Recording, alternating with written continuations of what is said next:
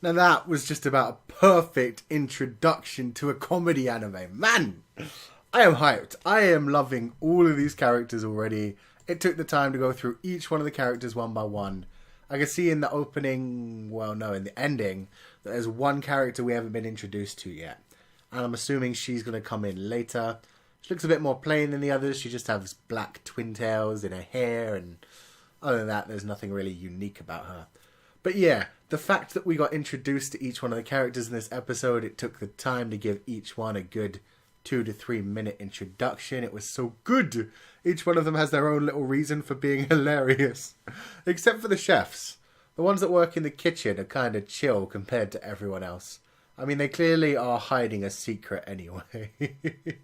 They had that moment where they were like, oh, you know, in most restaurants they do this, but we're special. And then the main chef, like, shushed the other one and told him to be quiet, as if they were hiding something.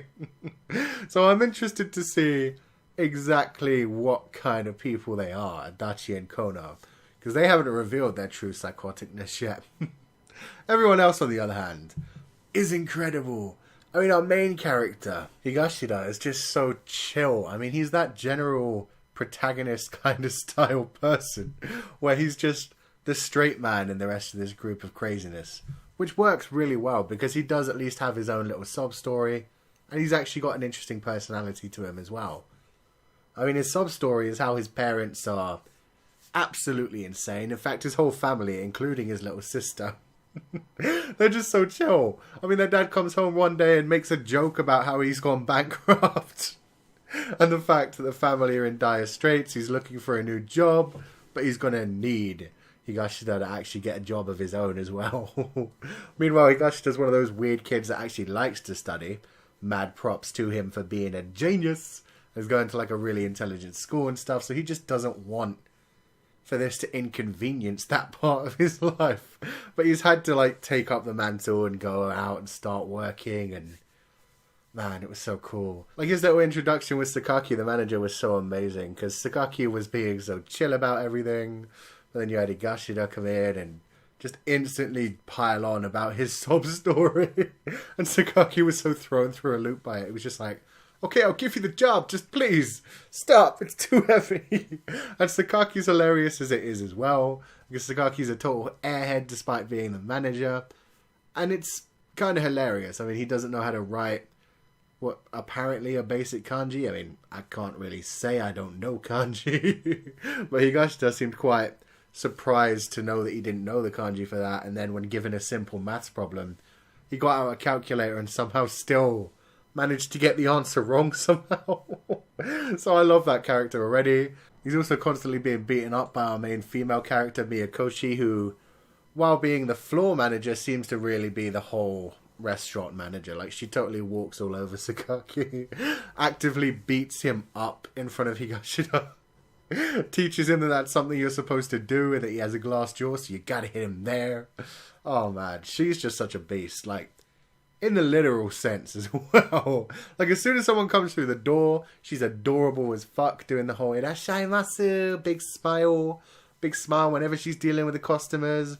But then other than that, she's such a tomboy, kicking the shit out of people, not taking any shit. I love her. And you know, this end bit that she had where she was trying to cook chocolate that ended up poisoning Higashida, making him see Saint Valentine. It was all just like, peace and love. It was so damn hilarious. Such random humour. And that's the kind of humour that you get when you have a cast that's this crazy thrown together. So I know this anime is going to be incredible from start to finish. So I've got to mention my best girl, Muranoshi, because she is incredible. For one thing, she's voiced by Hikasa Yoko, who's an incredible seiyuu who's done a lot of amazing roles. But for another thing, it's just her personality in this that is absolutely amazing.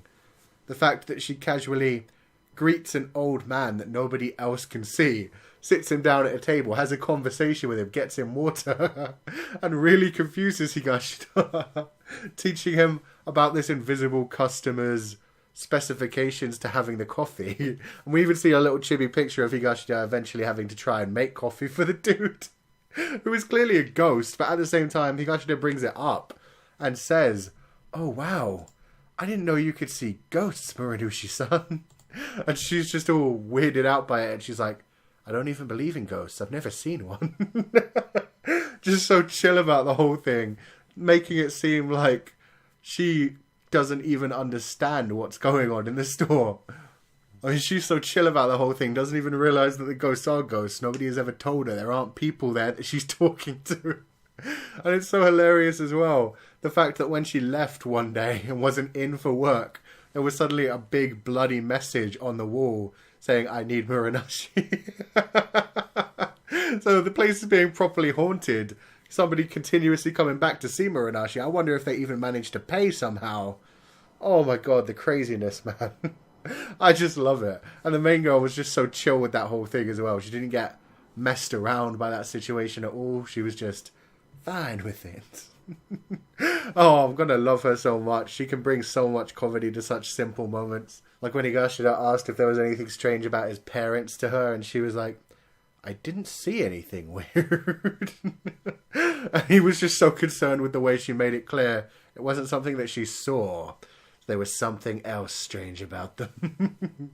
Just that little bit of comedy thrown in was so damn perfect. I loved it. And then we've got like resident rich girl Kamakura, whose name instantly, Izuru Kamakura, comes to mind. It's an amazing name. She's just so funny. She tries to settle all of her problems just by putting money at them. Clearly thinks that if she just throws money at a problem, it will go away. Which would probably work most of the time. I mean, especially the first two problems she came into. I mean, just the fact that she wasn't smiling sincerely when she apologized. She then piled up a ton of money on the table to give to them, essentially as a bribe, which was hilarious.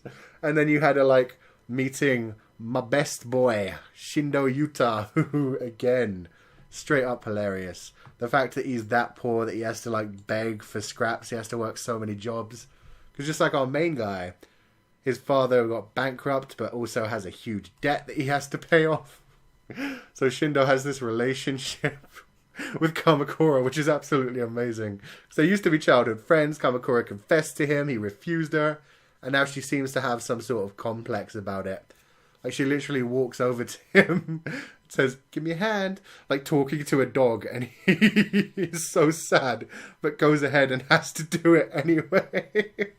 And then there's the Valentine scene where she straight up hands him a bunch of money for his Valentine gift and says that he has to go buy the most expensive chocolate and he'll get to keep the change. Just like taking the piss out of him, sending him to do errands. She even says he can keep the chocolate after that. He just has to make sure that he does it and show her because she has to be in charge of him.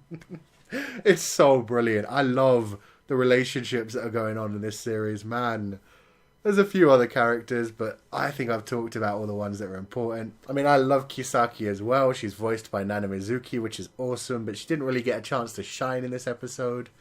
All that we really know about her is that she's the mature, chilled type, and she's in control of every situation, always one-upping other people.